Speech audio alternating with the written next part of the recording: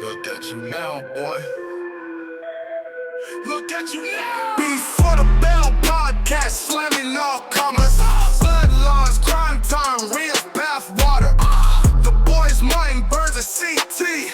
On your way to the count, 1, 2, 3. For the Bell podcast.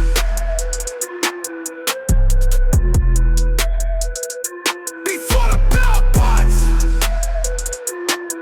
Bell ringers. Ladies and gentlemen, welcome to the greatest wrestling podcast of all time. What is that? Before the Bell. Who am I? Main event CT. You already see the shirt. We want to smoke. Before the Bell. You already know where to get your merch. Beyond that, this is a very special episode. Why is this a special episode? Because we have somebody in the building that we need to talk to. You understand? But before we even get to that person, I want to introduce my partners in crime, my guys. These are my brothers here. We've had so many bonding moments over the past couple of months. Say that again. To my left, I call him Dark Kent. Y'all call him the Dark Attack, but what we all call him is the Shirt Goat. Ladies and gentlemen, Chris Burns. Hello, everybody. Let's do it again. What was that? Huh? All right. What? I'm excited to get going. There Let's it go. is. Don't waste time with me. I'm not special. I'm here every week. I love how you did that. See? Touche. Ladies and gentlemen, disappointing me today Oh. is Why? I'm gonna tell you why Okay, after he tell does me. his intro. All right. The mascot of the show, Mhm. the legendary, the man of many faces, mid-card Morrow, Mod Morrow. We in the building, you know how we do, cooking it up one time for the one time. And Okay. who are you today? You know, We don't. Yeah. I know who he is. yeah. See, he knows. I Well, grew up- let's hear it. I grew up here. You know what I mean? Showtime Lakers, James Worthy, right? I don't know that he talked that way that you just did. Yo, that But, big game James. is the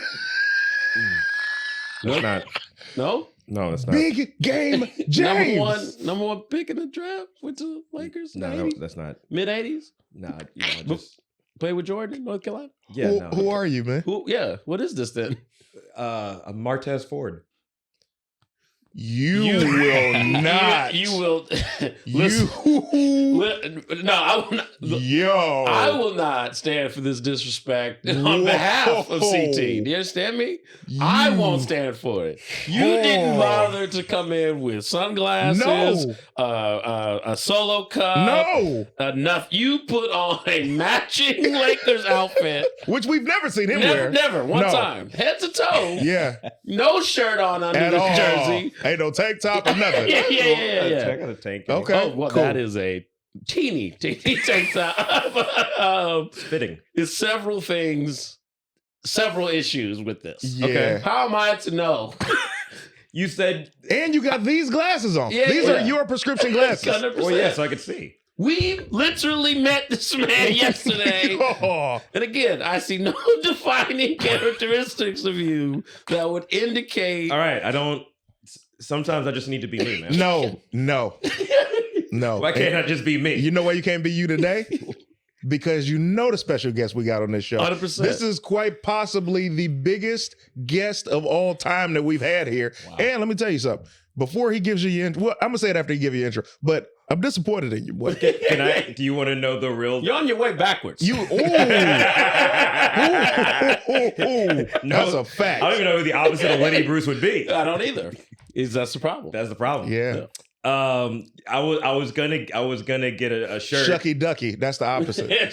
Chuck You on Hammer, your way quack, back. quack. You the next Shucky Ducky. Crazy. Quack, quack. That's brilliant. That's brilliant. So before he says your name, every episode, don't even go to him while I'm talking to him. Before he says your name, every episode we've done, this is now 57. It'll be a different order, but it's like, this is the 57th episode. He's a different character from the wrestling archives Yeah. every week. And he come in here like this today. He's been painted gold from head to toe before. Literally.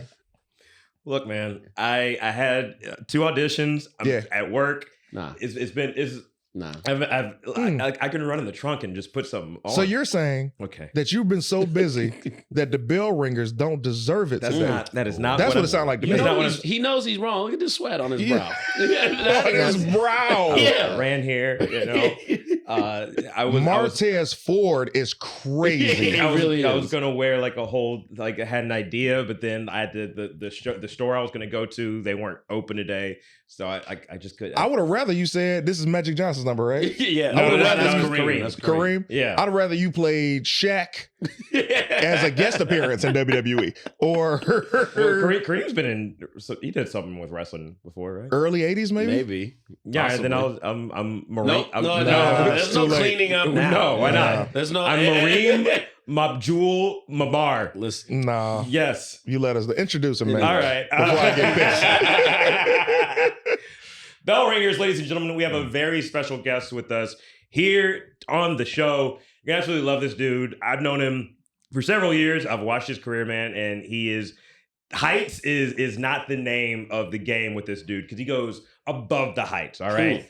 He is a member of the LWO, former X Division champion. Please, ladies and gentlemen, make some love. Wait, what? Make some love. All right. Wow. Okay. All you had to do was land I'm the gonna stall plane. him out. Okay, I know he's excited. gotta be. And when you're excited, it might, the You mess wires up. get crossed. It's true. That's, when you make love, you get very excited as well. Wow. So I'm gonna let you go ahead. I was trying to Do we have a towel for Martin? I was trying Man, to say make some noise, and then in my head I was like, "Well, we can't hear him." And then, but that's for make us. some- We make the noise. and I was trying to say, "Show some love." So No, go ahead. It happens. Take a tear. yeah, man. Take one tear. Man. There you go. I'm gonna do 3. You took 3 tears. Yeah. And you wanted to It's a eat some lot. food before this. You see that? That's Dog. the problem. There you go. Get yourself Ooh. together, man. Do we got some water? The legendary Martin Morrow has buckled today. In the meantime, allow me to say this. What I was going to say after the intro. This- He didn't say his name yet. He Didn't still even say made his love. Wait. Make noise for. Yeah. Lots of noise. Okay. All right. Okay. Yeah. Ladies and gentlemen, bell ringers out there, we have a very special guest. Heights isn't the name of the game with this dude, okay? much He's for a the member of the LWO, former X Division champion. Make some noise for the one and only Joaquin Wilde. Oh, Now, I was welcome. going to add, I will definitely take ownership for what I've said. I said you'd be wearing them Kung Lao hats. I definitely hit you with that. I hit you with the Kung Lao. But I will say, man, we met yesterday at the first Raw on Netflix. Yes, sir. Dude, let me tell you, because I know you and Martin are friends and everything, your energy, you couldn't be a kinder guy. And I can't thank you enough for being so hospitable and so cool. Just in our first time meeting Big you, facts. it makes me even happier to not only have you on the show, but to be able to talk about your career and give you some of your flowers, man. Yo, I appreciate y'all. I am energized and excited to be here. So thank you guys so much for having me. My man. You realize from this first 10 minutes or so what kind of show this is. I love it. I'm here for it. Let's We want you go. to feel comfortable. We Yeah. want you to feel relaxed. Yeah. And just have a good time. You know what I mean? And then on top of that, before we continue, you say Martez Ford while I have the "We Want the Smoke Before the Bell" t-shirt. Yeah. I didn't get one of the for your wear. I need blue. I need one of the shirts. Okay. Jesus. All right. Damn, dog. As Oh, we yeah. talk about this, let's go back, man. I want to give you one of your flowers right now. I call it the slingshot. I don't know what you call the move. Yeah. However, it was one of those things where you became so creative with the move that it got over because of the popularity. It wasn't something that you're like, you know what? Let me ask permission to do this thing. It was like, this is what we got. This is the time we have. I'm about to make this memorable and pop it. Now, how did this come about? Yeah, really, it's about maximizing your minutes. You know what I'm saying? Like, as I was telling Martin on the way here, it's like, you don't see me a ton on WWE television. It's not like I'm wrestling every week. So every time I do get a match, I kind of treat it like it's life or death. You know what I'm saying? Yeah. So I go all in, full send on everything I do. And I had that idea. We call it the catapult, slingshot, whatever. You know what I'm saying? Like, whatever. But it's been an idea that I've had for a long time. I've messed with it at the Performance Center. But it had to be like the right situation to finally like use it. And I'd been sitting on it for like 2 years, actually. Are you serious? Yeah. Wow. Before that one that I did at NXT, like it'd been in my back pocket for like 2 years, just waiting for the right moment, the right situation to like finally bust it out. And yeah, it popped off at NXT. And I was so surprised. Like it like went viral. You know what I'm saying? Like couldn't believe it. But we've never seen anything like that. yeah. In the history of wrestling. That was Yeah. For to still be innovative in this day and age when we see all types of Canadian destroyers and backlashes and third. We have to give you your flowers on that. Yeah. Thanks. Now, you know what? I got other variations of it that people haven't seen yet. Whoa. So there's still more in the back pocket. Again, waiting for the right situations. Maybe you'll see it on WWE television one day. I actually have one variation. I posted it on my Twitter a few days ago, just because like it's a really like cool variation of the slingshot, but it's asking a lot on many different levels. You know what I'm saying? To like actually bring this to television is asking a lot. Yeah. But basically it's a running version of the slingshot where I run, they launch me, and I do a 630 to the floor. Let me tell you something, Joaquin Wilde. First of all, that's a fit name because you wild. I'm going to say this, man. I don't want nothing else in that back pocket. And I'm going to tell you why. John Cena said this several times. We all know Stephanie McMahon is the reason that John Cena was able to get this second chance and become John Cena, right? And it was just happening to him being on the bus and him freestyling. She goes, oh, can you do that again? Like, bam. What you have shown us that you had in your back pocket from 2 years ago, whatever else you got in that back pocket, show it now. You understand me? Because this is what I'm a fan. I'm a fan of the video games, brother. You understand? Yes, sir. And I need every move that I can get to put in that game. So the more you do, the more they add to this game. Yeah, I've got a ton of ideas. So like, I hope this year, 2025, we'll be seeing more of me on television. Yeah. And I can bring this stuff to the WWE, like Netflix era. You know what I'm Yeah, saying? man. I'm excited, man. I'm very excited. What'd y'all think of the show last night?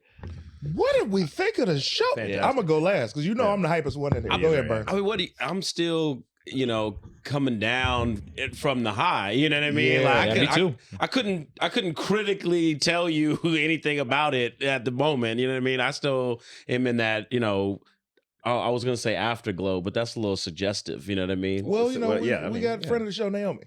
Big facts. Yeah, Big yeah. facts. Afterglow. I like that. That's So that's where I'm at. I'm just like, getting to meet everybody and see it, and just like thinking of the significance of the mutually beneficial situation of all these new eyes on WWE and WWE bringing this consistent audience to a live situation that Netflix has been trying to figure out for the longest time. Because, I work with them in the comedy sense, and we did the Chris Rock live special and that kind of stuff. But like, so this is something they've been wanting to do forever. And the fact that you guys are able to come onto the platform and revolutionize the way this whole business is concerned is like, it's blowing my mind. I'm like the only fan in my office. So they're just like, so what's all mean? And, I'm geeking out on the regular basis. So like, it's exciting for me on various levels. Yeah, man. Yeah, no, it's from a marketing standpoint, seeing the opportunity, seeing the growth, seeing the branding has been incredible. As a fan, being able to see so many legends, being able to see so many new faces, and the hope of like who's going to come in, who's going to come next, who's going to come back, who's going to step up, right? That's something that I'm excited to see, and I think they did a really good presentation, not only for the fans of the product, but also fans who are new. Like we were sitting by a dude who works for like CBS who had said, he was like, yeah, all I know is like Trish Stratus and That's insane, right? bro. So I was like, yeah, we were all boys. I Been get a while, it. Yeah. So Welcome back. So there'd be moments where I'm explaining who people are to him and stuff. Hey, where's Hardcore Holly at? Whew. I know him as Bob. So like getting like this dude who is, kind of like corporate into it, and I got him to do like the Jey Uso joint and stuff. I was like, it's cool to see people really embracing it, and I think that's what we're gonna see over the next few years with this deal. I enjoyed several things, man. A lot of friends in WWE I have already, but to be able to fan out, it felt like I was 10 years old.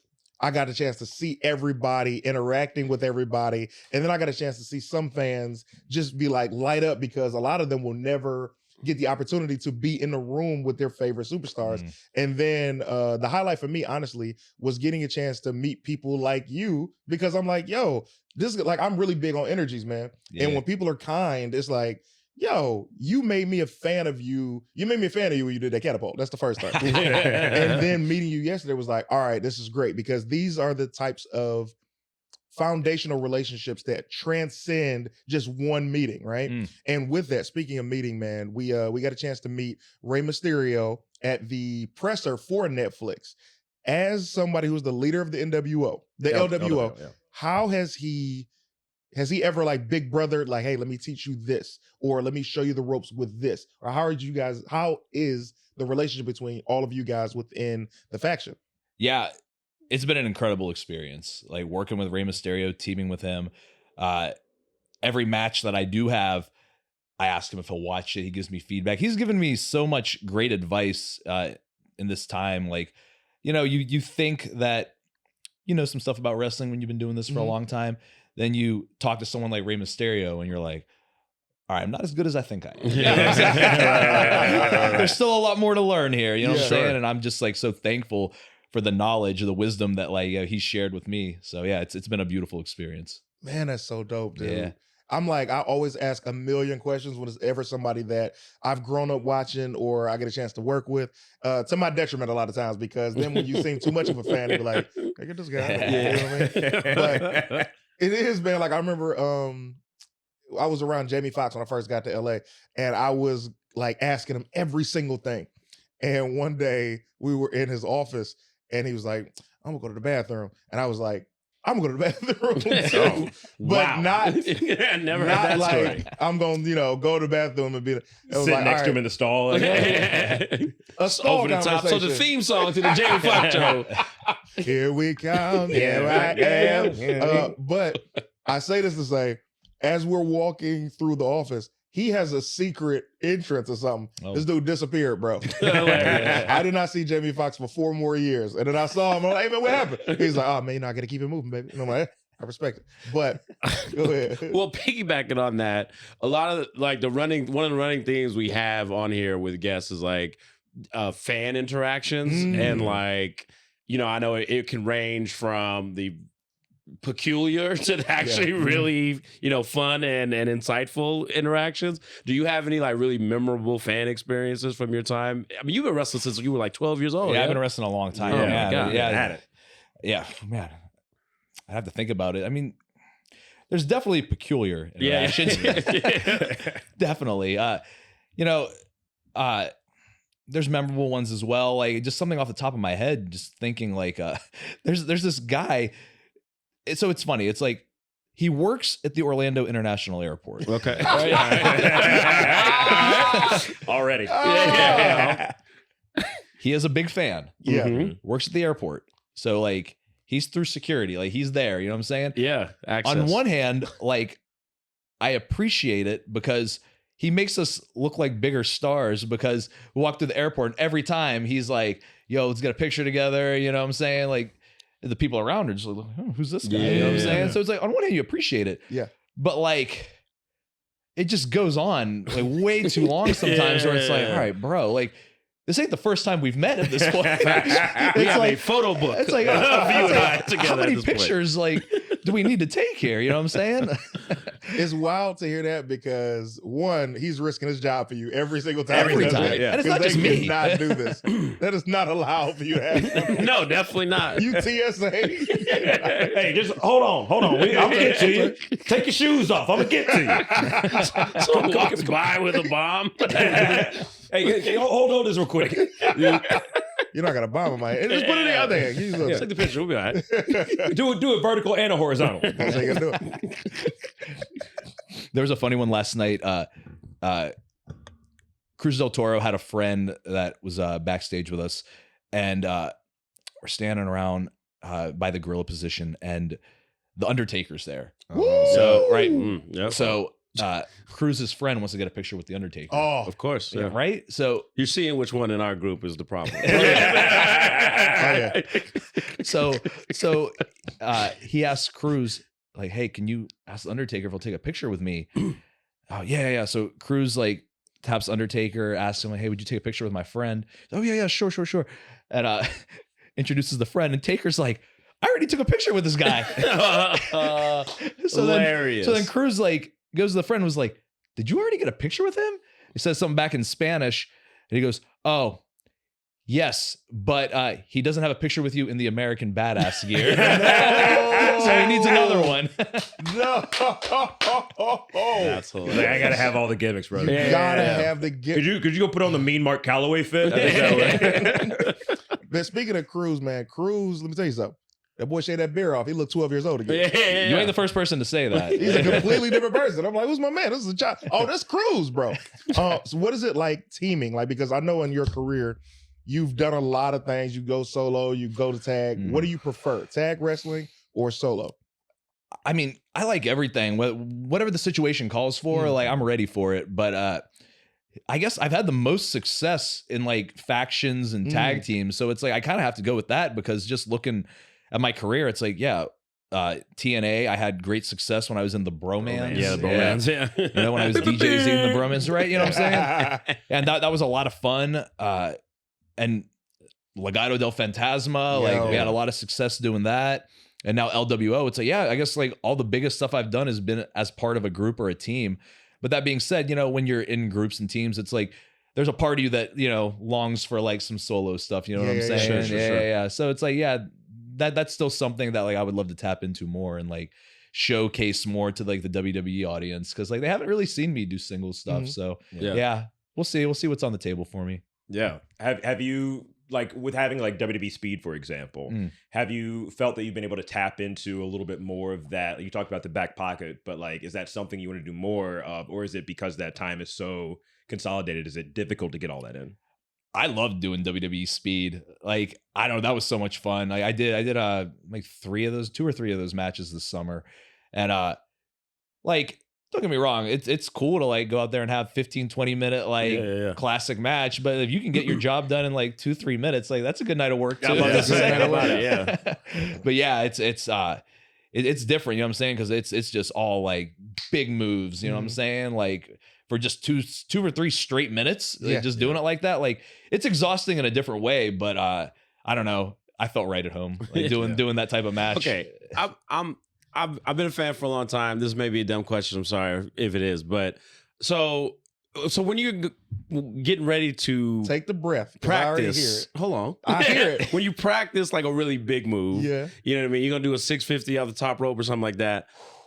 What is the practice involved? Like, are you just in a bouncy house just going crazy? Or, you know what I mean? Like, one day I'm gonna do this off the top rope, or like. Everybody's got a different process for that. I feel like, you know what I'm saying? There are some people that just like know themselves, know their bodies and know what they're capable of that like they can just do it without any practice. Oh Lord. Example, I'll get off track for a second. I've told this story a couple times, like in the locker room. Been teaming with Cruz del Toro for a few years now. So like I've seen what he does. Like we team together. I'm there for every one of his matches. Yeah. We had some match in NXT and he was gonna hit something off the top rope, and he was like, maybe a Phoenix Splash. And I'm like, I was like, I've been teaming with you for years. I have never once seen you do a Phoenix Splash. And that's a very like difficult move to pull off. Yeah. He does it picture perfect in the match, and I'm just like, you gotta be kidding me, bro. Like, that's amazing. Yeah, it's like I don't even know when the last time he would have done that move is. You know what I'm saying? But like he just knows himself, knows his body, and knew that he could pull it off. Did it perfect. I'm like, wow. Was not expecting that. You know what I'm saying? These are these back pocket moves, man. Yeah, no, for sure. For me personally, like, if I can like practice some of these more like difficult, like complicated and dangerous moves, I would love to do that. But it's funny. It's like there's a spirit on the independents. Like before I was in WWE, we didn't practice. Like we would just like suggest these like kind of like crazy ideas, and somehow they would always seem to work out. You know what I'm saying? Like very rarely did it like go sideways. So I try to keep some of that spirit still alive now. Sometimes like I'll suggest something and I've never practiced it, never tried it, and I'll just like send it on TV. Like I don't know. Like I grew up like kind of liking guys like Sabu and Jeff Hardy that had like a little bit of like a danger element to them, you know what I'm saying? Sure. And it's like, and I feel like when you're wrestling on live television, like there's something about live, you know what I'm saying? Like the unpredictable like nature of live that like I want my matches to feel live, you know what I'm saying? And I think part of that is not practicing, not rehearsing, just doing something like pretty risky and just like sending it and hoping for the best. Have you ever pulled anything out where you got like pushback from it? Like you went back and they were like, never do something that dangerous ever again. Yeah. So, I mean, I've had to be talked off ledges many times. Yeah. Especially like, so the first time that I did the catapult, actually, I remember Shawn Michaels like pulled me aside and was like, just kind of like, are you sure? You want this part of your arsenal, like on a regular basis. No, it's cool because like he said to me too, like he understands. Like I understand, like you know, a part of you that wants to like do this stuff, and we want to keep you safe, but like we also understand that there's a part of you that probably hears me trying to like talk you out of it, and is kind of like, man, like, leave me alone. You know what I'm saying? Let me do my thing. Shut up, Shawn Michaels. You fall off a cage up to a table several times. That being said, then there's an added pressure there. I'm like, no, I got it. I'm doing this. Yeah. And it's like, well, if I fail now, it's like Shawn Michaels is probably never going to look at me the same again. You know what I'm saying? Yeah. So that there's an added pressure to that too. Oh man, I just thought of a funny story that the second time. So there was a second time that I pulled off the catapult. Was not as good as the first. Okay. Like, it was okay, but it's like that first one was like hard to top, man. Like, Yeah. You know, but naturally I did the one time, so it's like, let's try it again, you know? So I tried to do it a second time on a SmackDown episode once, and I actually practiced it earlier in the day, just like a rehearsal for the cameras so they could like see how to shoot it, whatnot. Right. And I do the catapult, it's cool, whatever. Later in the day, I see like one of the producers of the show, and he comes up to me. He goes, so you're gonna get higher on that catapult tonight, right? And I'm like, yeah, for sure. And he goes, okay, because that one at rehearsal, that one at rehearsal was not impressive. Wow. And I'm just like, why would you say that to me? Like, now I'm gonna get in my head now. You know what I'm saying? Like when I go out there and try to do this, and like it was fine. It was more impressive than the rehearsal, but definitely not as impressive as the NXT one. Sure, you know what I'm sure. saying? But yeah, it was just funny. I'm just like, why would you tell me that? Yeah. What was it like doing it at Mania? Oh, yeah, dude. So I cried. Wow. I cried like the day before because I wasn't in the match. You know what I'm saying? I was not like actually in the match. And one of the producers asked me if I would want to do the catapult at WrestleMania in this match that I'm not a part of. And of course I said yes. Who would say no? Who's gonna be like, Well, nah, I'm good. I'll be in catering. Yeah. I want to save that for King and Queen.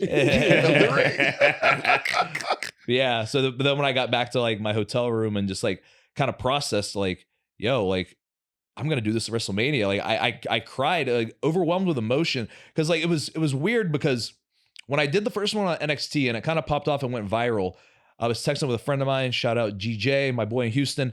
I was texting with him and I told him, I was like, best case scenario, I get to do this at WrestleMania. Oh, wow. It's like we manifested that. Yeah. Like that's exactly how it happened. So the fact that the producer asked me like, do you want to do this at Mania? And just knowing that like I had kind of planted that seed like months ago, and then like realizing I'm going to have this moment and I'm not even in the match and they're going to give me this moment. Like I was so like grateful. Like, yeah, dude, I cried. Like I cried. And then an even crazier thing was I realized, I don't know if you guys know about this. You probably do, but like, I almost died in a wrestling match in Mexico like many years ago. Ooh, wow. Yeah. And I didn't even realize it. But the day of WrestleMania where I did the catapult was, I don't remember, 6-7 years to the day, whatever it was. It was the exact same day that I almost died. Wow. Dude. So just to have a crazy like full circle kind of moment like that, where it's like, 6 years ago, like I was on my deathbed thinking not only that my career was going to be over, that my life was going to be over. Yeah. And it's like the exact same day, 6 years later, thriving. I'm having a WrestleMania moment. Come you know on, what I'm man. saying? That is That deserves a value. Yeah. Wow. Yeah. And here's to Thank many you. more WrestleMania moments. Yeah. Very Oh, hell much. yeah. We hope so. A WrestleMania moment is not easy to come by. Yeah. And it's hard to make, but it lives forever, dude. 100%. We still getting shown moments from Andre and other guy. But I love to see people's journeys. Who do you go to for advice in this business? Who are your mentors? There's so many. Like, I mean, so like Terry Taylor is a guy in NXT. He's one of the coaches. He's so respected. You know what I'm saying? Yeah. Like, if you're just judging by like the Red Rooster run, it's like you don't even realize the mind, the brilliant I'm a wrestling Red mind. Rooster apologist. Yeah. Okay. That started as an amazing gimmick, and then when he turned face, it went weird. But that's besides the point. Yeah, it made sense with the context when they went like full tilt chicken. It's like, okay, well, it's hard to 100%. So, but please continue. Terry Taylor, like, I feel like I've just learned so much from him. Like I said, like the Performance Center sometimes feels like it's like Hogwarts to me. You know what I'm saying? If that's the case, like Terry Taylor's kind of like Dumbledore. You know what I'm saying? Wow. Like, it's kind of like that. But Wow. dude, just so much knowledge, so much wisdom. I got to spend a lot of time in his class, and just to like see the way that like he views wrestling, the way that like he watches matches, breaks stuff down. Like it influenced me so much. It changed me as a wrestler. Like I was like one type of wrestler before Terry Taylor, and like a completely different person afterwards. Wow. So like, got to give him his flowers. You know what I'm saying? Like first and foremost. And I feel like still to this day, if I like needed advice or needed like some sort of direction, I could go to Terry, and he would give me some sort of profound like wrestling advice that like would probably stay with me forever. But yeah, Terry Taylor for sure. Rey Mysterio, like absolutely. Like I was telling Martin like on the way here, like I've had a lot of time talking to John Cena actually. Word. Yeah, like How'd you see him? I think you mean word life. Listen to me right now. I hate you. For that. I expect more out of you. It's right. It was there. It was there. Yeah. He did it in the press conference, for God's sakes. Yeah. Yeah. Like I was telling Martin, I was like, when John Cena was doing that run like last year where he was like working with Solo and you know what I'm saying? Like around that time, like he was at TV every week. He was at SmackDown. And I just thought to myself, like, when else in my life am I going to have this access to John Cena? You know what I'm saying? 100%, yeah. So it's like, why wouldn't you take advantage of that and like pick his brain, get some advice, just get some kind of wisdom? You know what I'm saying? And he taught me so much. Like, I guess, I mean, do you think I should share like what I was like? Yeah. Do you think you should share? A great story, yeah. It's one of those things where it's just like, I don't know. Like, I feel like it can apply to like just multiple things, like, not just wrestling. You know what I'm saying? Like, you can take this and apply it to comedy or music or whatever you're into. You know what I'm saying? But I talked to John Cena like last year, and like I set it up the week before. I asked him, "Hey, next week, if you have some time, could I like get some advice? Like, pick your brain." Yeah, sure. So I spent the week like thinking about what exactly I was gonna say, because I didn't want to be like long-winded and just kind of like a word vomit type thing. You know what I'm saying? I wanted to have my thoughts organized. Sure. You know what I'm saying? And I think he appreciated that. Yeah. So I just like wrote down like something. It wasn't even a question. It was just more like my thoughts. I just like just kind of wrote down something in a notes app and handed it to him and was like, "Here, could you read this?" He read it, and it was me just kind of like, I wouldn't say like venting frustrations, but me just kind of like expressing how I was feeling about like being on the main roster, but still feeling like nobody really knows who I am. You know what I'm saying? And like how to deal with that, like how to like kind of navigate that. You know what I'm saying? And his advice to me was, okay, what can you control? All right. He was asking me. He wasn't saying it like, he was like, no, like, what can you control? So I thought about it. It kind of put me on the spot here. I said something that I thought I could control. He goes, okay, what else? Now I got to dig a little bit deeper. I'm like, all right, I'm not expecting to like have to really like think about this. So I named something else. Okay. Is that it? Okay, maybe this. So it's like, by the time we're done, I've named like 4 or 5 things that I thought I could control. Yeah. And Cena's like, okay, when I asked you the first time, you named one thing that you thought you could control. He's like, now we've discovered that there's at least 5 things that you can control.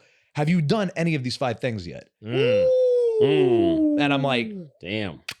No, I haven't. Yeah. And he's like, okay, until you've done at least those 5 things, you're just making excuses. Oh, this guy's the GOAT. Guru. Come on. I love that. I love that. I want to know those 5 things when we wrap. Anyway, but that is incredible. Yeah. All of the things that you can control, and you've done nothing, and not just you, but you've done none of them. We all have these lists. All have these, Yep. Keep going. I'm about to steal that. Oh, it's stolen. That's what I'm saying. Comedians. Why can't I get booked on your show? Yeah. What are the things you can control? Ooh, Target already calling the police on me. I stole it. I'm out of the store. Keep going, man. Yeah, no, but it was he was completely right. You know what I'm saying? Yeah. Like he said that, I'm like, wow, like it just kind of blew my mind, just how real that was. And I'm like, yeah. So since then, since he gave me that advice, like I've definitely like applied that like theory, you know what I'm saying? So now it's like I've taken active steps to try to like improve my situation, see if I can like change what's going on, you know what I'm saying? And it's like that's all because of John Cena, you know what I'm saying? Oh, man. Let me give you this. Well, that's the beginning. That's the song, right? Yeah, no, it is. Yeah. Yeah. You know what's weird? I was like, that felt like something I would do. Yeah. I'm becoming Yo. wackier as the episodes are, go on. yeah. And you know what it is? It's because you're getting comfortable. That's right. As you should. You know, his energy radiates. It radiates. You know what I mean? Thanks, guys. Yeah. First Even of though he all, dropped the ball today. You dropped. Why would you bring it back up? I didn't think just- you'd bring it back up. The ball is. It's okay, but you know I'm what's even funnier? My jewel. No, you're not. I was excited that Joaquin was going to be here because I'm like, oh man, He gonna go. He gonna do he's gonna something go crazy. Yeah. We're gonna get to show our friend off to Joaquin, even though y'all are friends. He don't know where you be here. And man, it's like telling your boy, you like, hey man, I know you can sing. I got a boy who can sing. And he'd be like, hey man, sing. And he's like, ugh, I don't feel like singing. All right, bro. Well, When we have you back, I'll do a full because I was gonna do a LWO shirt, but I couldn't. But the store was closed where I get my merch and stuff. So When he comes back, by the time he come back, he's gonna be IC champion. He's like, I don't do podcasts anymore, guys. Sorry, I wish I could help you. Speaking of love music, that. I actually had a question for you. So Yeah. when you made your debut in NXT, now I know that you also produce music. You do a lot of DJing. Yes, sir. The song that you debuted with, I was like, this is a banger. Did you produce that, or was that something? Because like on YouTube, there is a it's not even like tape trading per se. Mhm. There's Yeah. a community of people who just look for rare theme songs. Uh-huh. And try to like find like they try to mine through the I've taping. gone through those rabbit holes. Yeah. And that theme song is one of those that people are still trying to find. Oh, for real? Yes. Man, it's crazy you remember that. That theme song was a banger for sure. Yeah. So there was like this period where Evolve and WWE had some sort of like working relationship, and there's like a library of I don't know if it's like royalty free, but there's some library of like music that like basically you could like kind of pick your theme from, you know what I'm saying? And the Evolve guys got access to that because they were working with WWE. So it was like, okay, now if you wrestle for Evolve, you have to pick one of these like WWE stock themes from this library. You know what I'm saying? And there was a lot of themes, like a lot. Very overwhelming. You know what I'm saying? At some point, I found that theme that you're referring to. I found it. I was like, yo, this kind of fits like the DJZ vibe that I had. It was in a way kind of similar to the song I was using on the Independence at the time. So I was just like, yo, I think this is the one. So I picked that one, and then I used it in my NXT debut. And somewhere along the way, like, I don't know what happened. Like, I changed it, and I don't remember why. I don't know why I changed it. I changed it to some like kind of like more like some like trap beat type thing. But yeah, the first theme was definitely better than whatever I changed it to. Yeah. But yeah, in those early days of NXT, when I first got there, I was in my head a lot, just like very uncertain because like I showed up with the DJZ presentation with like the lights and everything. Remember that, yeah. But at the time, Mustafa Ali, Also at the he had the lights as well. So I was like, well, I don't want to just look like I'm ripping off Mustafa Ali, you know what I'm saying? And I also thought that like, you know, like those old stories in like WWE of like, you've heard them where like, they drew up like all these like concept drawings for like Mankind's character and all these different names, or like Stone Cold, all the list of names like the Chili McFreeze and all this. So Well, like we've talked about you. y'all talked about it. Yeah. So I didn't know what I was expecting, but I thought like maybe that's what's gonna happen. Like when I get to WWE, like they're gonna have a plan for me. They're gonna have concept art. They're gonna have like a list of names. Like I thought maybe it was gonna be like that. And I was like, so, all right, like maybe I'm not going to wear the lights. It's all right. I'm going to have like months to figure this out, surely. Nah, it was like I got to the performance center and it was like I was on TV like 3 or 4 weeks later. Damn. And I was like, well, okay. So I'm not going to use the lights. What am I going to use? I don't have time to figure this out. You know what I'm saying? So I got this like weird like space helmet. like looking back on it now, it's so cringe. You know what I'm saying? Just so embarrassing. But like I didn't know what to do. Like I had no time to figure this out, no time to like really put thought into it. And I saw this and I was like, all right, visually this stands out. Like maybe we'll try this. Yeah, it took a big L on that one. not my strongest look, actually. So here's another John Cena story. Nice.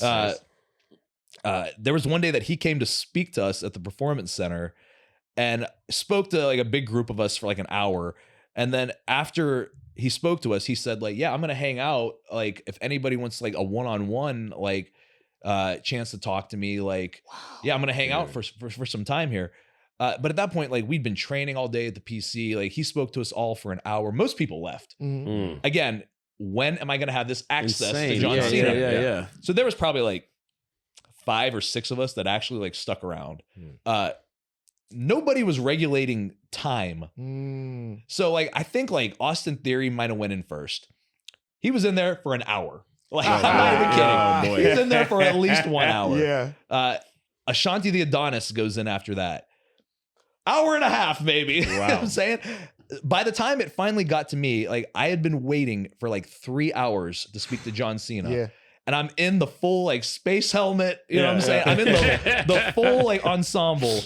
And I go in there, I sit down, and I waited 3 hours to talk to Cena. I'm dressed completely ridiculous.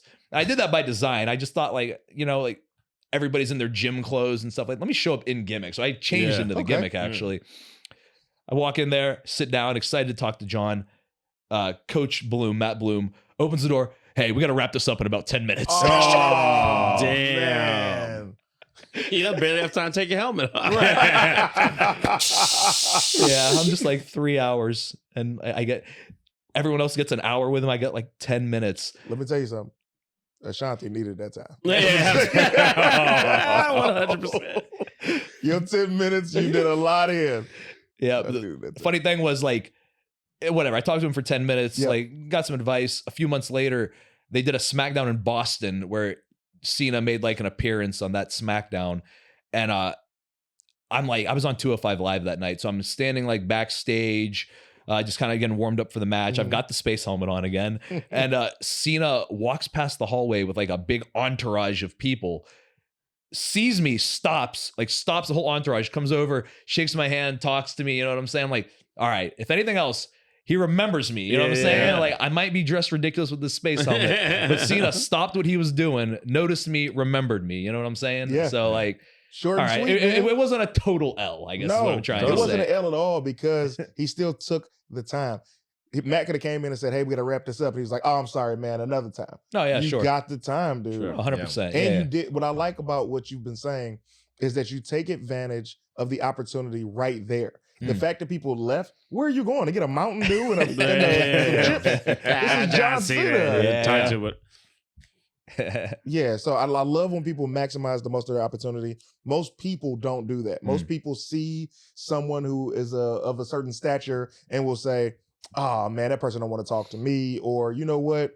I'll see them another time, or I'm a star too. And they have this ego in it, and it pans out the way it pans out. And a lot of people don't get to their dreams because of that. I've always taken advantage. Yeah, no, of that's opportunities. facts for sure. Actually, that reminds me of something else that like Cena told me that like it's kind of helped me like with what you're saying is like, I said something to him one time. I think I was talking about like Triple H, and I was like, yeah, I was like, I don't know, I haven't talked to him much. He just seems so busy. And Cena like stops me and is like, everyone here is busy. Yes. You know what I'm saying? And then I started thinking, I'm like, I'm talking to John Cena. Right. This guy's the busiest dude here. You know what I'm saying? Exactly, yeah. So it's like, how am I like cool with talking to John Cena when he's busy 24/7, but I'm not cool with talking to Triple H, who's also busy? It's like, all right, dude, they're all busy. You know what I'm saying? So it's like, don't feel some type of way about that. It's like, you shoot your shot. You know, if they got time to talk to you, they got time to hear you out, like they will. If not, they will eventually. Let me give you this, bro. You just said this, and it's just it made such an impact on me.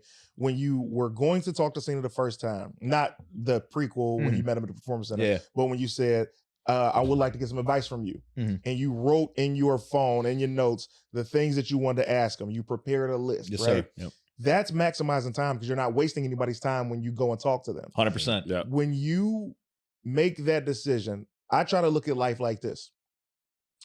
My bills are due next month. Yeah.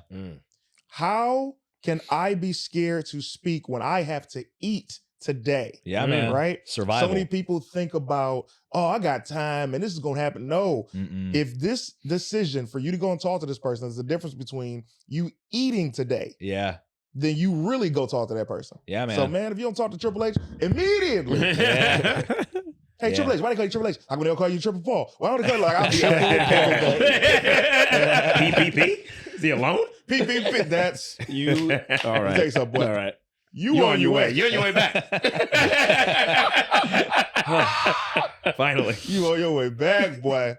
Now, you actually got the most Patreon questions we've ever had for any of our Are you any of our serious? Yeah, man. Yes. It's so hard for me to believe. Joaquin, No. you're wild. Come on. So, and if you haven't signed up yet, patreon.com/Before the Bell podcast. If we get the big guests, we get the big questions, and we're doing our thing. So I'm going to get to some of these questions now. This has been All right. exclusive, man. You know what I mean? You know, that's what we do here, baby. See what we got. All right. Holy Smoke says, first of all, this is fire. I want to know what some of your favorite factions of all time are. That's what from Holy Smokes. Oh, just factions, like not that I was a part of. Like Yeah. I mean, if you were, You could be if you was part of too. Yeah. the Brood for sure. Like Good one. yeah. So man, I thought they were so cool when I was Yeah. a kid. Actually, like I'm pretty excited about this. I wouldn't say I'm a collector, but I dabble in vintage wrestling shirts. And this is You the guy don't to talk say. to. You don't say. when I was a kid, I wanted that Brood shirt. Like it's got like the kind of cartoony artwork of all three of them. If you know which one I'm talking about. What size are you? Large. Okay. Yeah. No reason. He's just making conversation. Yeah, but I recently acquired that shirt on eBay. Kind of a steal too. Like $150, not bad for that shirt in my opinion. Not at all. So yeah, like 12-year-old me is super happy right now. We finally got the Brood shirt. Took 25, 30 years, but hey, Hey, we got it You got finally. it. You know what I'm Yeah, saying? Yeah. So the Brood comes to mind immediately. When I was a kid, I thought 3 count was like really cool and Amazing. They're entertaining. the best, bro. Go ahead. Get up on your feet, put your hands together, sing along the 3 count. You know the words. Yeah, We'll yeah, party I know on the words. forever. We like Backstreet Boys, NSYNC 2. Britney Spears is kinda cute. We watch TRL on MTV. Sing along the 3 count. 1, 2, 3. 1, 2, 3. Fire. I'm Yeah. gonna say this. I'm happy y'all got to share that Same. moment together. I was trying to like make some eye contact to make Yeah. it like kind of extra like intense, but Yeah. I don't know. you That know was when a nice. moment happens? Yeah. I just sat back. Me and you just chill. Listen. Let y'all have that, That man. was wasn't great, in my bro. bag. No. You know what I'm saying? I was in for the vintage shirt talk, out for 3 count, Yeah. but I'm right back. You know what I'm I think saying? we should have an LWO 3 count. That'd What be does a that good mean? like a like a menudo, but within the LWO, so y'all boy band from the LWO. This is Spin-off. how people get kicked out of the writing room.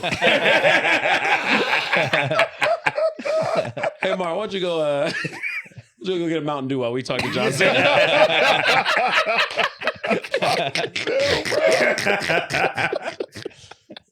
Who are you? Who are you? You don't think it's a good idea? You Oh God! can sing. I don't know. I'll get Cruz sing. Oh, I don't know. right, see? Let's find out. Let's Yeah. find out. Oh boy. Shane Helm still works there. Right. So another Patreon question was. please. All right. Steven asks, what are your top 5 favorite wrestlers? Wait, what? This is a what are your no. top 5 favorite wrestlers that wrestled a different ethnicity? That's a wild question.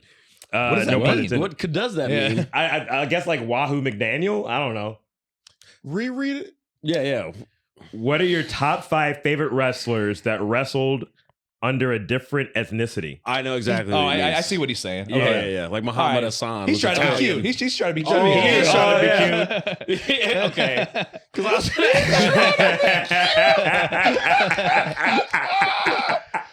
Okay. That's so funny.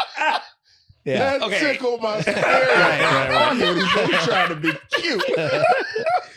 No, you know what? I'm not gonna directly answer his question at the moment. yeah. I'm gonna go into a story actually. Y'all see this LWO tattoo on my arm? Yeah. Silver King has the same one. So, what's funny about this is like, so when we first like started this LWO thing, like 2023 around Backlash Puerto Rico, Zelina was connected with some like tattoo artist in Puerto Rico and was like, yo, after Backlash, they're gonna like keep this tattoo shop open. We're all gonna like go there and let's all get like matching like LWO tattoos.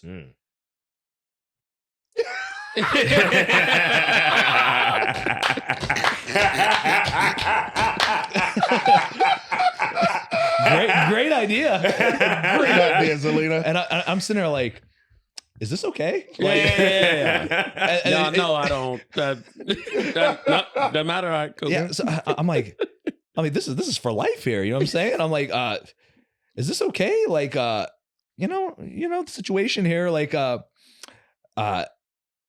if Rey Mysterio says it's okay, Yeah, I'm certified, bro. Like, I'm invited. Absolutely. I'm forever invited to the carne asada. You know what I'm saying? Hey. Listen, Crush was in the Nation of Domination. Exactly. True. So was Owen Hart. Yeah, like, was a lot. I started thinking about it more too. I'm just like, maybe this is like that Chappelle Show skit where they have like the racial draft. Like, you know what I'm saying? Yeah, Like, yeah. I've been traded to Latin America. You know what I'm Yeah. saying? Not a bad trade. Yeah, not at all.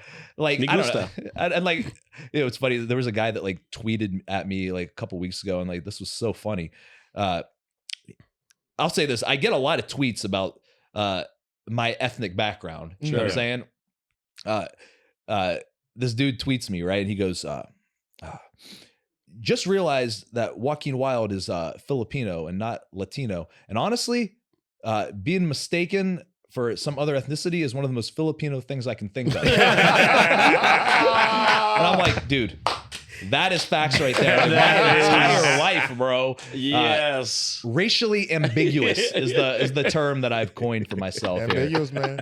You know, dude, there's a large group of like people I went to college with that probably still to this day think that I'm half black. Actually, you know what I'm saying? I can see it. yeah, that's what I thought. When I met you. Yeah. Egyptian, Latino, Brazilian, whatever it is. Like, I feel like I can kind of like pass for whatever. You know what I'm saying? So, yeah, it works. Yeah. He said, I get what he's saying. Yeah, he's He's trying to be cute. Yeah, what was that like when Dominic did that promo where he was that man? were you expecting that or was that No. So like before the segment, like he said it just like kind of like jokingly, you know what I'm saying? Like in the back, like, you don't think you're actually gonna like say that on television. At least I didn't think he was actually gonna say that. He's like, yeah, I'll just say something. Yeah, oh, what the fake Latino or whatever it is, you know what I'm saying? Yeah. You don't think he's actually gonna say that. He actually said it. Yeah. And I had to like kind of like bite my lip, like, oh my God. You know what I'm saying? I'm like, guys, the wrestling industry has punched me in the face time and time again for at least 15 years. I finally have this moment where things are working out. I'm not on the take main this from roster. me. I'm in this group with Rey Mysterio. I'm like, guys, please do not end this for me. Don't ruin my career over a technicality here. Come on. Hey, so we've been meaning to talk to you. Realize. Listen, guys, everything's going well. All right, Tim Scott asks, "What's the one thing you've learned from Rey Mysterio that sticks with you the most?" Oh yeah, so this is I mean, this might be a little like insider, but I think it's great advice maybe for any wrestler to hear anyway. It's the idea of like wrestling for the audience and not for yourself. You know what I'm saying? And I've told Ray many times that he changed my life with this bar here that he spit for me. But we had a house show match a couple years ago, whatever it was, and I had called some like complex lucha libre. You know what I'm saying? And then after the match is over, I asked Ray if he watched the match. Yeah, he watched it. Any suggestions, any advice, whatever. And he goes, he's like, what did you do in that comeback again? And I started describing the Lucha Libre maneuvers, and he goes, okay. He's like, sounds to me like you're wrestling more for yourself than for entertaining the audience, and our number one objective as wrestlers should be to entertain the audience. Mm. When he said that, my whole world changed. You know what I'm saying? Like, my outlook, my perspective, the choices that I make as a wrestler in the ring, forever like different because of that one bar. Yeah. So yeah, that's the best piece of advice that he ever gave me. I love it, man. Yeah. That's a great piece of advice for several reasons. Just because it makes you think beyond wrestling, the things that you can do promo wise, the things you can do presentation, certain facial expressions, everything. What is this going to be for the crowd instead of for me? Yeah. That's big. There's a lot of like choices that wrestlers make that are like, they're self-serving. You know what I'm saying? It's like, there's things that like I might think are cool, but they might not connect with the audience. They might not get a big reaction in the arena. You know what I'm saying? And it's like, at the end of the day, like, if I want to be good at my job, like I need those reactions in the arena. So it's like, it doesn't matter if I think it's cool. You know what I'm saying? Like I have like a background in like catch wrestling and like submission wrestling. Actually, you don't see me doing that. Yeah. I'm interested in it. I like it, but like, that's not what's going to get the reactions when I'm, a luchador in the LWO, you know what I'm saying? So even though I like it, that's not what we're doing. We're doing lucha libre. We're trying to get the reactions from the crowd in the arena. So Let me tell you something. changed my life. Nobody said, don't do a submission just in case if it pop. If a submission pops, I'm just what's the next one? Go back and watch a couple of my speed matches. I do have a fire submission. This is high praise. Like Filthy Tom Lawler, former UFC MMA legend. He commented on one of my Instagram posts that he thanked me for having the best armbar variation he's ever seen in 2024 in one of my speed matches. Oh, wow. So it's like I will show the submission side every now and then, but yeah, I still try to like do it in a way that still feels lucha libre. You know what I'm saying? Yeah, you might be king of the back pocket. You got so many, bro. Listen to me, man. I'm a bigger fan of you today and yesterday than I've ever been before. And it's because I'm getting the opportunity to learn about you. Oh, thank you, man. I really appreciate it. Come on, man. And I don't give this out lightly. You know what I mean? No, that's true. Kim Gilmore asks, have you thought about using the hats as a weapon? Ooh. It's back to the Kung Lao. Wow. Literally. Come on, man. Wow. No, never thought of that. Tuxedo mask type thing. Man. Yeah, like the loaded hat, you know what I'm saying? Ooh, like no, we haven't had that before, have we? We have not. It's been not had the loaded hat. So I thank her for me. That's Kim's a great idea. Yeah. We got it. We got Kim is a friend of the show. Might have to add that to the back pocket. You know what I'm saying? Yeah, that'd be kind of sick. I would have just. I don't think I've ever seen a real life Kung Lao boomerang. Bro, if you in the ring, and let's say, for example, I'm always a fan of faces turning heels, so don't listen to me. But I will say, if you're in the ring and the ref got his head turned and you take your hat off and bow, and somebody get knocked out and then they get a chance to get their finisher done on them. Even if it's just a distraction, like you don't have somebody like, did you just throw a hat and he's just wide open for an attack? Dude, that'd be great. The hats has been a crazy thing too. Like it started out, I'll say this, like it started out it's kind of like experimental because like I'm standing in the background for a lot of these segments, you know what I'm saying? And like I'm thinking to myself, again, going back to what can you control? It's like, all right, I don't have any lines, I'm not speaking, I'm just standing in the background. How do you stand out when you're just doing nothing, you know? So that's when I started thinking like I need something to make myself identifiable. So then that's kind of where the hat was like born, was like, all right, just if anything, which one's Joaquin? Oh, he's the one with the hat. He's the one with the hat. You know what I'm saying? So like it's something. Yeah. But what I didn't realize was like once I committed to the hat, now I got to keep buying these damn hats. Those are not easy to travel with. They're not easy to travel with. Absolutely. They're not cheap either because they're all custom. Those you know what I'm saying? hats. Like, they're all custom. And it's like, I'm like, man, what have I done? So like every time I get like, now I got blue gear. Now I got a blue hat. Oh, we got purple gear. Now I got a purple hat. You know what I'm saying? And I'm just like, what have I signed up for here? It's like I'm glad. Like I like it. I think the hats are fire, but like at the same time, it's like this has been a very costly adventure. Absolutely. Somebody have to start wrestling with it like Super Kalo. Oh yeah, that was so cool though. All right. T Chaos itself asks, what were some of your favorite matches in RCW in Baltimore? What? Yeah. Deep cut. Yeah. Okay. Yeah. At Shima Zion. Shima Zion, yes. All right. So this is funny. Like, we can. I'm gonna circle back to the name Shima Zion at some point.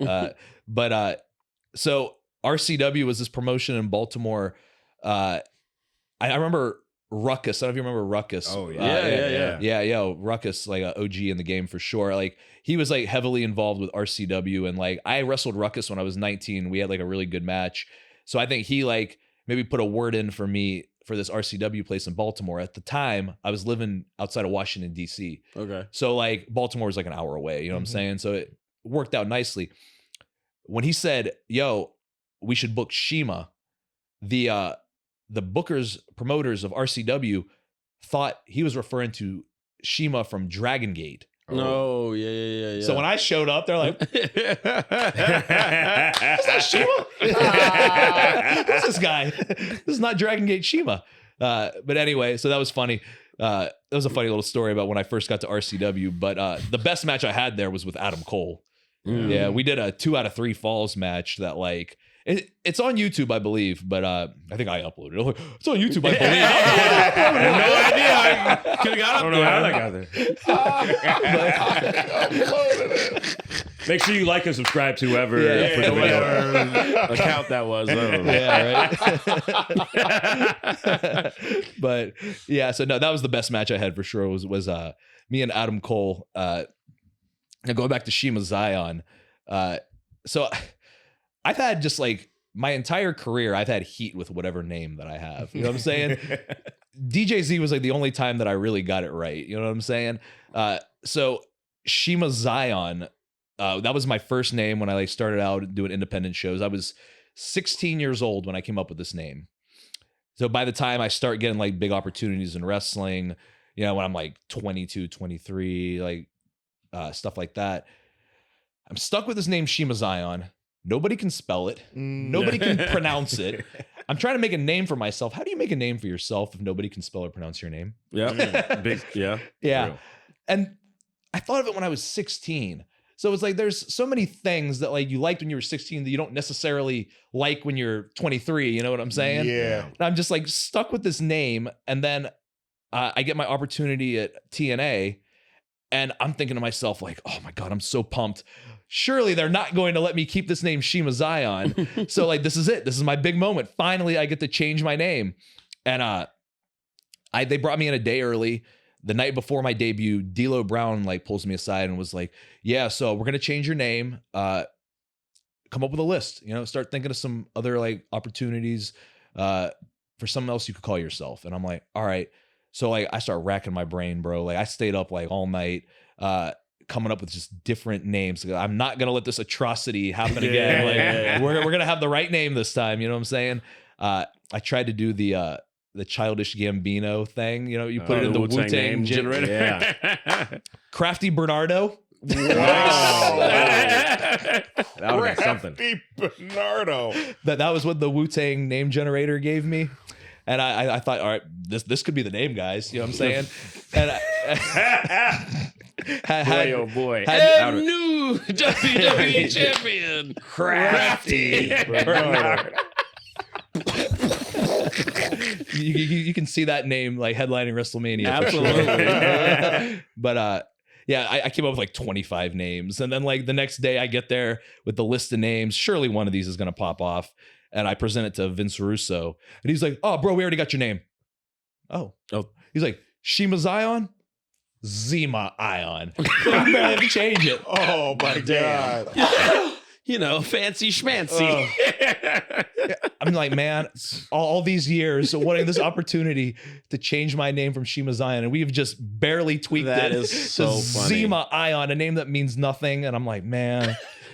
And He then said like he had a solution to your Yeah, problem. yeah. Oh, I got it. Come on, man. We'll make it harder Put your to list pronounce, away. harder to spell. Oh, my. Just move some letters around. It'll be fun. like the same thing. Like, Bro. can you imagine the awkward conversations I had throughout the years when like, oh, you're a pro wrestler. So like, what's like your wrestling name? Oh. Zima Ion. Zima, What is like, that? Zima like the drink Like, from, what could that be? from the 90s? Got that a lot, reference. but it's just like, how do you explain that? You know what I'm saying? Yep. How awkward it is for me to have to explain. Yeah, my name's Zima Ion. Yeah, here's what that means. Like, I remember I approached somebody in like the writing team of TNA at a Christmas party and begged them to let me change it to DJ Z. I was like, please, I plead my case. Like, this is why I want to change it. And like, sure enough, like, they let me change it. I got to be DJ Z. And like, the funny thing is like, it's come full circle. Like, I get to WWE and same thing happens. I come up with a list of names, you know what I'm saying? And Joaquin Wilde was on my list of names. It was. Joaquin is kind of the same situation. Nobody can spell it. Nobody can pronounce it. They look at this name and they see Joe Quinn. You know what I'm saying? I like to think that, hey, you know what? Joaquin Phoenix is a really famous actor. You know what I'm saying? Surely we know him. We know how to say his name. Maybe we know how to spell it, you know? But then you get to some of these places. Like, I don't know if like the fans in, I don't know, West Virginia, Lincoln, Nebraska, who knows? These type of places. I don't know if they look at Joaquin and they see Joaquin. You know what I'm saying? Too Like, many Joaquins out there. You know, I've been not not a Joaquin area. Not a big one. So the heat with my name continues is the point of the story. I thought you were gonna say you got to NXT and they were like, "How about EJC?" We are Surely. running out of time. I want to make sure we get to all these questions. So like, rattle them off, please. Let's go. Yeah, we'll just do two more. How about that? I mean, we could get to them. I want to get. No, we're just gonna do two more. It's so many. Yeah, but a lot of them were actually about the hat. There's at least 5 questions like, where did the hats come from? When are you gonna throw the hat? Have you thought about using the hat? Yeah. So that I'm not. There's 5 hat related questions. One was just like, he has to talk about the hats. Yeah. Alex Woodard says, what do you think of this partnership between TNA and NXT? And would you be interested in going back to TNA for a one-off? And who would you face? Wow. Yeah, surreal. Like, you never imagine that like WWE TNA would be working together in any kind of capacity where like, I mean, it's great. I'm so happy for like my friends at TNA that are getting those opportunities to appear on like NXT. Like, I was really happy for Trey Miguel. Like, me and him go way back. Yeah. I was really happy to see him. Rosemary, so happy to see her get an opportunity. You know, like, these are really cool crossover stuff. And like, it's great for the NXT talent that's gone over there too. You know what I'm saying? Because it's like, they get to work in front of a different audience. They get to be exposed to like a different way of doing wrestling than just the way they do it in the Performance Center. I think that's important. You know what I'm saying? So like, yeah, dude, a great partnership. You know what I'm saying? And would I be interested? Like, hey, if they want to like resurrect DJ Z for one more night, like, I still got the light up costume. That's all I'm saying. It still works. It's in my closet. Like, Let's get it. We can dust it off. Let's see what happens. I'll give you this one, man. This is personal. Who are your in WWE main roster dream matches? Wow. Yeah, That was actually the last question, Jerome. Oh, yeah? Yeah, he said, what's your dream match? Shout out to Jerome, man. We connected. Yeah, I mean, the roster is so stacked right now. You know what I'm saying? Like, how can you pick one? Like, there's so many guys I would love to have like an opportunity to step in the ring with. Give us all of them. Yeah, all of them. Everybody. Yeah. I mean, yeah, for sure. Like, I'll say this. Here's one that's like kind of like not what you'd expect. Like, I would like to stand across the ring from Rey Mysterio one time before it's all said and done. Sure. We were supposed to have a match on the Independence actually, and we did a thing where like we wrestled like the first part of a match, so maybe like 2 minutes of a match, and then like a couple heels came out, beat us up, and it turned into a tag team match where me and Ray wrestled the heels. Wow. But like that 2 minutes of me and Ray, I wanted more of that. You know what I'm saying? I wanted more. Like it felt right. It felt good. It was a dream. That was a dream for me for sure. So like, I just feel like there's still something like on the table there, and it's like, you know, before he calls it a career, you know what I'm saying? I would love to like see what we can do beyond that 2 minutes. You know what I'm saying? So that's a dream match for me. Besides that, like, you know, I don't know that like I'll ever get an opportunity to wrestle John Cena, but I would love to have that experience. Sure. If not him, it's like CM Punk, any of the like really like top of the top wrestling like names. I would love to just be able to have that experience. You know what I'm saying? Just to like because it's different. You know what I'm saying? Like I can wrestle like my boys. You know what I'm saying? Like let's say like me and Dragon Lee have a match. It's like, it's gonna be cool. It's gonna be fun, but like it's gonna be a different learning experience if I'm in there with a Cena or a Punk or a Seth Rollins. You know what I'm saying? Different style. Yeah, different style, different pace. Like if I got in there with Randy Orton, even, it's just like, man, like I would just love to experience that, just see like, what it's like to wrestle those guys. You know what I'm saying? What I can learn from the experience. So like, yeah, any of the heavy hitters, like I would love to just be able to say that I got in there with them one time. Yeah, you and Rollins put on a banger. I would love to. I've wrestled him when I was like 19, but like obviously like, what he's like gone on to achieve now, who he is now, like completely different wrestler. So like to have that experience, man, I would love that. You could do Trace Count versus Rollins, Cena, and Randy. Yeah, you've been. Yeah. Trace Count is what that's what we would call it. If we had the LWO Menudo, like you're saying. Yeah. Trace Count. There we go. Love it. First and foremost, as we get out of here, Mighty Morrow, what you got coming up? What do you want to tell the people, man? Hey, I'm doing a college gig in February up in New Hampshire, so check me out then. I'm going to be touring, doing a bunch of shows and all that jazz. European tour coming in July. That's going to be the big one. What? Yeah. Good for you. Thank you, man. So just follow my social at Martin and Morrow. I'll be posting all my stuff there. European tour. Yes, sir. If you're in the New Orleans area during Super Bowl, Cash Money Comedy Bowl is going down with weirdly Cash Money Records and a bunch of comedians doing stuff. So it's going to be very interesting. Come out and have some fun, man. New Orleans went through a tough time a couple weeks ago, and this will be a good way to bring some life back into the city. Yeah, can't believe neither one of y'all got the fun European tour. I don't. That's the time. Man. What's coming? You got it, Mark? Yeah. I failed everybody. Jokes are the funniest when you have to explain them. Or just be like, hey, European, because a lot of milk is from Europe. Oh, damn. That's not even a pun. That's not how puns work. I'm about to say, that is quite the reach, my friend, but I'll go with it. European? It's fine. That was reach? That's not a pun. Well, pun might have been wrong. Fun. Fun was wrong, but the excitement that I got for European was great. Man. What do you have coming up, Joaquin? How can they find you? What do you want to tell the people, man? Yeah, all the socials, it's Joaquin Wilde with an underscore at the end. And Raw, Netflix every Monday night. I'll be on there eventually. So stay tuned. Keep looking out. Listen, man, we have nothing but faith and support for you. And I'm going to tell you this off camera. Anyway, ladies and gentlemen, thank you so much for continuing you guys' subscription. Everybody who's watching on YouTube, you're late. I mean, we don't know what to tell you because you're not inside the circle. We appreciate your time, man. Thank you so much for being here with us. Yeah. We're so grateful and appreciative. Before the bell, we out. Laid out for the count one.